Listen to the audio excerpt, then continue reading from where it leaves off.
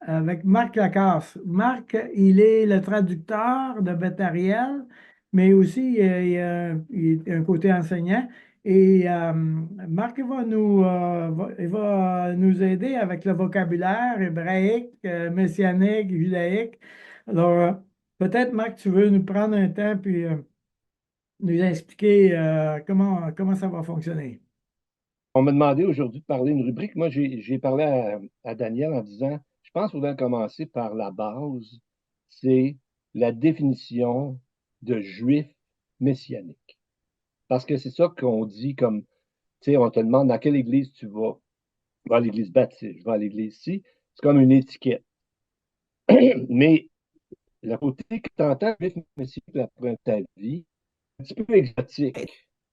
Mais à la base, c'était pas exotique parce que les tout premiers chrétiens, ils étaient tous juifs. Daniel l'a mentionné tantôt. D'ailleurs, Jésus a dit à la dame samaritaine au puits, le salut vient des Juifs. Pas parce qu'ils sont meilleurs que les autres, mais parce que Dieu a choisi les Juifs pour se révéler, pour qu'ils disent aux autres nations qui il est, dans le fond. Alors, ça vient des Juifs parce que Dieu leur a donné ça pour enseigner aux autres, pour qu'ils soient la lumière des autres peuples. On sait comment ça a tourné, mais l'idée, c'est pas de garder ça pour soi. Donc, c'est la même chose pour nous dans notre vie. Dieu nous a donné cette occasion, c'est pas une chance, c'est magnifique de le connaître, donc il faut le dire aux autres. Et il faut surtout, quand Jésus nous dit qu'il est la lumière, j'écoutais un prédicateur cette semaine, il dit pas de porter la lumière, il dit pas de parler de la lumière, malgré qu'il faut le faire. Il dit tu es la lumière. Donc, la manière que tu vis tous les jours, les gens vont te regarder, ils vont dire pourquoi il est différent de lui. Fait que c'est un peu ça. Là. Je ne veux pas trop déborder de mon sujet, mais donc, mais Dieu a toujours accueilli toute personne qui voulait se joindre à son peuple. On voit ça dans les textes de la loi. Dieu dit s'il y a un indigène, s'il y a quelqu'un d'un autre, il veut suivre la loi, ben, on le prend. Mais c'était sur une base individuelle. Et un des plus beaux livres de la Bible, c'est Ruth, la Moabite, qui décide de rester avec Naomi, puis elle dit ton peuple va être mon peuple. Donc Dieu n'a pas commencé par rejeter tout le monde, puis après juste les Juifs. C'est le contraire, parce que au début, qu'est-ce que Dieu a fait? C'est qu'il s'est adressé à toutes les nations, dans le fond. C'est comme ça que ça a commencé, toutes les nations avant la tour de Babel, puis tout ça. Puis un jour, ben, Paul nous l'explique, le mystère de l'Église, nous dit Paul, c'est que Dieu a décidé de réunir en une seule entité qui s'appelle l'Église. Mais avant, c'était les Juifs pour enseigner les autres. Donc, c'est un peu mon introduction. On va commencer par le premier mot. Le premier mot, c'est le mot juif. Si je parle au je, là, moi, je ne suis pas un juif. Je suis un Québécois qui vient d'ancêtre français. Là, puis jamais je vais être juif, je vais être un juif. Juif, c'est une nation. J'aurais bien aimé être juif, mais je ne suis pas. Tu sais. Quand même, je voudrais être juif, je ne pourrais pas l'être. Pourquoi je dis ça? Je ne veux pas me faire des ennemis, mais il y en a qui, des fois, ils voudraient être juifs, puis quasiment trop. Plus que les Juifs, mais je ne serai jamais un Juif. Mais j'aime tout ce que Dieu a donné aux Juifs. Tu sais, je vis de ça maintenant, c'est clair. Mais avant que Dieu choisisse Abraham, parce que Dieu dit souvent, je suis le Dieu d'Abraham, Isaac et Jacob. Et ça veut dire quelque chose, ça veut dire que c'est comme ça qu'il a décidé de se révéler, choisir un peuple. Parce qu'avant, Dieu s'est adressé à toutes les nations, comme j'ai dit tantôt. Tu sais, Adam, là, c'était pas un Juif. Adam, c'est Adam. C'est le premier qui est arrivé. Il n'y avait pas de nationalité, il n'y avait rien, là. Et quand Genèse, après la chute, tout ça, ben, Genèse 6, Dieu il a refait le monde avec 8 personnes, avec l'arche de Noé. Après ça, pas loin après, le mal n'est pas parti de même parce qu'il y a eu un déluge. Genèse 11, il y a eu la tour de Babel. Et Dieu a confondu les langages. Et c'est une malédiction, mais en même temps, c'est une bénédiction pour remplir la terre. Et la Pentecôte, c'est la fin de cette malédiction de tout le monde ne se comprend pas. C'est que là, tout le monde se parlait, puis comprenait des gens qui venaient de toutes sortes de pays. Alors, et Dieu a choisi à un moment donné, dans à toute naissance, il a dit, bon, je vais prendre un homme. Abraham. Abraham, c'est un Chaldéen, c'est pas un Juif encore. Abraham, il vient de Ur en Chaldée. Donc Dieu a dit, toi tu pars, puis lui par la foi. Puis si on regarde dans nos dictionnaires bibliques, c'était tout un voyage, là, en plein désert, dans les bêtes sauvages, puis tout ça. Mais par la foi, Abraham a cru, et puis c'est, comme on dit, le père de la foi. Maintenant, le deuxième mot, le mot messianique. Dans les films, des fois, tu vois un truc, c'est marqué en anglais, un disclaimer. Ça dit ce que nous ne sommes pas. Je commencerai par ça. On n'est pas, Daniel l'a mentionné tantôt, on n'est pas judaïsant. Dans la Bible, tu as la loi, tu as des choses dans la loi de sacrificiel par rapport à certaines affaires, manger ça, se laver de telle façon. Ces choses-là, on n'a plus besoin de les faire, mais il y a plein de choses dans l'Ancien Testament qui sont encore valides.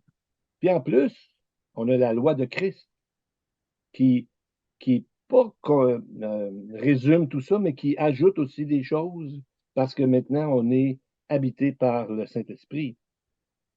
Puis j'aurais pensé vous lire un verset que beaucoup de gens connaissent par rapport à ça, de ne pas judaïser. Euh, Romains 14 dit, attends un petit peu, celui qui, OK, tel fait une distinction entre les jours, tel autre les estime tous égaux, que chacun ait en son esprit une pleine conviction. Celui qui distingue entre les jours agit ainsi pour le Seigneur. Celui qui mange, c'est pour le Seigneur qu'il mange, car il rend grâce à Dieu. Celui qui ne mange pas, c'est pour le Seigneur qui ne mange pas, il rend grâce à Dieu. Donc, avant ça, il a parlé d'observer des jours. Donc, on ne doit pas judaïser dans le sens on va faire le sabbat, puis le sabbat, c'est telle affaire, telle chose. Comme Pasteur Gabizon dit souvent, ton sabbat, tu peux le faire quand tu veux. Le principe, c'est de passer du temps avec Dieu, de ne pas penser à ta job, à tes placements ou à ton sport favori. Ce jour-là, c'est de prendre un temps à part. Donc, si tu veux le faire le samedi, fais-le le samedi, mais oblige pas l'autre à le faire le samedi. Toi, dans ton cœur, fais-le la journée que tu veux. Donc, il ne faut pas aller dans le judaïser dans ce sens-là, parce que Paul le dit clairement. Et puis, maintenant, le deuxième mot, comme on disait, le mot messianique, bien, c'est comme je disais tantôt, c'est une étiquette. Béthariel, c'est une étiquette, comme on peut aller chez des frères chrétiens, chez les baptistes, chez les pentecôtistes, chez les ménonites, il y en a beaucoup. Mais, comme Daniel l'a bien mentionné dans l'introduction, on s'appelle juif messianique parce que notre mission première, c'est d'en parler aux Juifs. Parce qu'on a souvent une fausse idée, comme on a une fausse idée au Québec, mais les catholiques, ils connaissent la Bible. Mais non, ils connaissent d'autres choses ou ils ont rajouté d'autres affaires. Et les Juifs, souvent, ils vont lire le Talmud, ils vont lire la Mishnah, ils vont lire des affaires, puis ils lisent pas tellement la loi. Mais nous, dans notre fausse idée, des fois, on pense, ben oui, ils connaissent tout ça. Non, ils connaissent pas ça parce qu'ils sont enseignés d'une autre façon. Alors, puis comme Pasteur Gabizon dit souvent, quand tu vas vers des Juifs, comme l'équipe d'évangélisation va chez les Juifs, ils rencontrent toujours des non-Juifs. Tandis que si tu vas vers les non-Juifs, c'est pas que c'est mal, mais c'est bien rare que tu vas rencontrer un Juif dans l'entourage des Juifs. Alors, on a cet avantage-là, si on veut, c'est qu'on pas on ramasse, mais on voit, on rencontre les deux dans ça. Puis, le côté messianique, ben, tu sais, dans le fond, ce que je pensais, c'est beaucoup plus qu'une étiquette. Parce que si on y pense comme il faut, là, tout chrétien, quelle que soit l'étiquette qu'on a donnée tantôt, tout chrétien, c'est un messianique. Pourquoi? Parce que la première prophétie messianique, Genèse 3,15, que tout le monde connaît, et qu'on a toujours besoin de se rappeler, je mettrai inimitié entre toi et la femme, entre ta postérité et sa postérité. Celle-ci t'écrasera la tête au serpent, au diable, et tu lui blesseras le talon. Donc ça, c'est la première prophétie messianique. Il est arrivé un gros problème que Dieu savait, bien sûr, la chute. Mais Dieu a dit, garde bien, voici ce qui va arriver à la fin. Apocalypse 22, puis bientôt, quand on va être avec le Seigneur dans l'éternité, Dieu a déjà donné la solution, qu'un jour, ça va être terminé, mais là, on vit tous les soubresauts depuis plusieurs milliers d'années. Mais la- dans le fond, quand on se dit, tu sais, je suis baptiste ou évangélique ou ça, ou juif messianique, c'est une étiquette, mais tous les chrétiens, dans le fond, c'est on est tous messianiques parce que c'est ça qui est la base du problème et de la solution. Dieu dit un jour que le serpent, ça va être terminé. Amen. Il n'y aura plus de mal, il y aura plus de présence de mal, on va être au ciel, ça va être merveilleux. Mais, entre-temps, ben, on est pris avec le péché qui, bien que le Saint-Esprit nous habite, le péché est encore là. On a encore cette nature-là. Puis tantôt, après-midi, je regardais, tu sais, inimitié. Bon, on dit inimitié, on a lu ça souvent. Mais quand tu regardes dans le dictionnaire, c'est fort. Inimitié, les synonymes, c'est hostilité, antipathie, haine, puis j'en passe.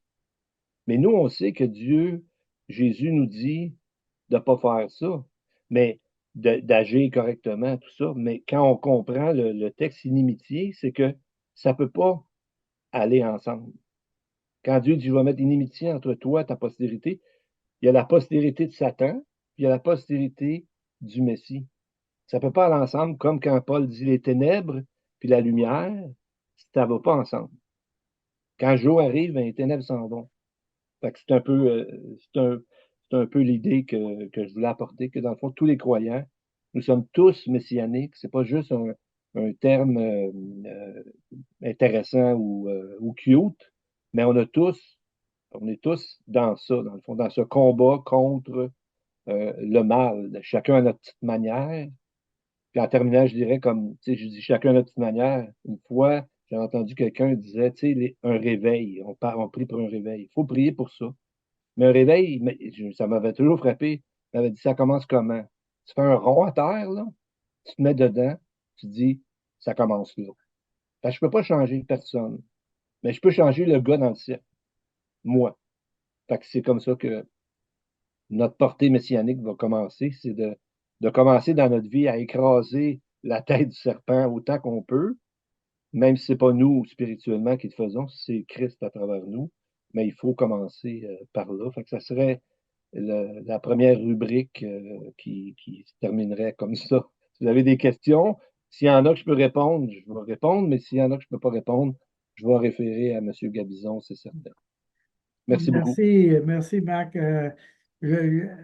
Juste pour faire un wrap-up, est-ce que on serait d'accord pour dire que actuellement le terme juif messianique, on est en train de dire c'est un juif qui a accepté son Messie, qui l'a reconnu, en opposition à un juif qui ne l'a pas reconnu. Autrement dit, quand on dit un juif messianique, on présuppose que c'est un croyant tel que nous le comprenons avec la nouvelle naissance. Ben absolument, absolument d'accord, parce que je ne l'ai pas dit comme tel, mais c'est ça qui est l'idée. C'est que tu as des églises messianiques à Montréal, mais c'est souvent judaïsant plus que d'autres choses, ou moitié-moitié ou quoi, mais tu peux pas faire vraiment moitié-moitié dans ça. Mais c'est pour ça que, dans le fond, à un moment donné, au début, quand j'allais à Béthariel, puis je disais à Jacques, tu sais, j'ai parlé à quelqu'un, j'ai dit que je vais dans l'église juive messianique. Il disait, tu sais, tu pourrais dire, c'est des croyants juifs et non. Parce qu'on sait à Béthariel, il y a des gens des Philippines, il y a des gens d'Haïti, il y a des gens du Québec, il y a des gens d'Ontario. Donc, c'est quasiment acte 2, mais c'est exactement comme tu dis, juif ou non juif, c'est un croyant qui croit dans le Messie, Mhm. finalement. Je, je pourrais juste peut-être ajouter un petit peu Hein? là-dessus parce que je suis en train, euh, à notre assemblée, des fois, il y a des gens qui viennent pour la première fois, puis ils se demandent c'est quoi exactement la foi messianique. C'est comme ils savent pas c'est quoi. Puis je viens de finir à écrire un document là-dessus. Et puis euh, ce que j'ai vu en écrivant cette papier-là, c'est que d'abord, comme tu as dit, Marc, il y a la foi messianique dedans la religion juive. D'abord, toute la religion juive, judaïque, peu importe si c'est réforme, conservative ou orthodoxe, et tous y croient dans une Messie. Le concept de Messie, ça vient du Vieux Testament ou Tanakh. Donc, donc c'est la racine de toute la foi juive. Et puis, dans la foi chrétienne, c'est aussi la colle, le glue euh, la colle qui tient tout ensemble. C'est la croyance. Donc, la différence entre la foi messianique dans Christendom et le monde juif, c'est juste qui est le Messie. Mais le concept de Messie, c'est la racine de toutes les foi judéo-chrétiennes. Et puis, dans la foi juif messianique, ben, c'est sûr que là, c'est des Juifs qui croient au Jésus comme Messie, mais il y a les gentils, les nations là-dedans qui choisissent de faire partie d'une communauté messianique Mhm. parce que le mot, la racine du mot messianique, ça vient de Mashiach dans l'hébreu, et puis le mot Christ vient du côté grec. Donc, je pense que déjà au début, il faut concevoir la foi messianique comme, oui, c'est les Juifs qui acceptent leur Messie, mais c'est aussi les chrétiens qui voient acceptent et embrassent leur héritage juif et la racine juive dans leur foi. Et puis, dans le monde de foi messianique, ben, moi, j'ai comme identifié presque 10 branches là-dedans. Il y a le mouvement de groupe, il y a le mouvement des mots sacrés, comme on ne peut pas dire Jésus, il faut dire Yeshua ou Yahushua ou Yehoshua. On ne peut pas dire comme par exemple, le seul manière y croire à l'extrême que vous pouvez vraiment louanger sincèrement ou réellement, c'est d'utiliser un correct mot et prononciation juif. Il y a aussi des assemblées messianiques juives qui sont très légalistiques, qui ils pensent que le covenant de Moïse il est encore actif. Et puis, même les gentils, ils doivent jamais manger du porc. Ils doivent absolument prendre le sabbat le samedi. Puis, ils sont comme très légalistiques là-dedans. Fait que moi, dans ce document, ce que j'ai fait, c'est que j'ai fait la recherche pour identifier c'est quoi tous les groupes dans le monde messianique. C'est comme les sectes dans le monde chrétien. Il y a quand même des divisions là-dedans. Et puis, il y a la façon dans la ligne d'enseignement Beth-Ariel. Et puis, l'enseignement Ariel, ce que j'adore, puis la raison pour laquelle je suis dedans, c'est parce que quand même le Torah est comme Marc a dit, on apprend beaucoup. Il y a des principes là-dedans que s'appliquent aujourd'hui. Mais c'est pas que nous sommes juste visés sur les premiers 5 livres de Moïse, mais la Bible dans son totalité. Yeah. Et puis Israël dans son totalité, et puis la prophétie dans son totalité, pas juste localisée dans le Torah, mais comment que toute la parole de Dieu se colle ensemble. Fait que la question qui est messianique ou c'est quoi la foi messianique, je suis d'accord avec Marc, ça prend quand même une bonne clarité, ça prend quand même c'est une bonne discussion d'y avoir. Et puis, je voulais juste dire pour mon dernier mot, c'est que j'adore ce groupe Memra. Je vous encourage, je suis honoré d'être partie de votre première réunion. Et puis, dans Romans 11, 11 Paul, il dit, vous êtes, comment est-ce qu'on dit grafted in en français? Hanté. Hein? Hanté, vous êtes Ah, ajouté. Greffé. oui, Greffé Greffé, oui, oui, c'est aussi. ça, greffé. greffé, oui, quand même que que vous êtes greffé dans la place de bénédiction dans l'arbre d'Israël. Mais comme Paul dit, par contre, il ne faut pas être arrogant envers Israël. Et puis, je pense que le problème aujourd'hui, c'est qu'il y a beaucoup d'arrogance dans le Christendom. Et puis, même une arrogance invisible jusqu'au point qu'ils ne voient plus aucune révélance de leur foi à Israël et de ce qui se passe avec Israël dans le monde aujourd'hui, etc., etc. Puis, je suis vraiment, j'ai beaucoup de gratitude pour ce groupe qui est en train d'adresser ce problème-là parce qu'il y a beaucoup, beaucoup de travail à faire là-dedans. Puis, I say God bless everybody. Puis, merci beaucoup d'avoir cette groupe.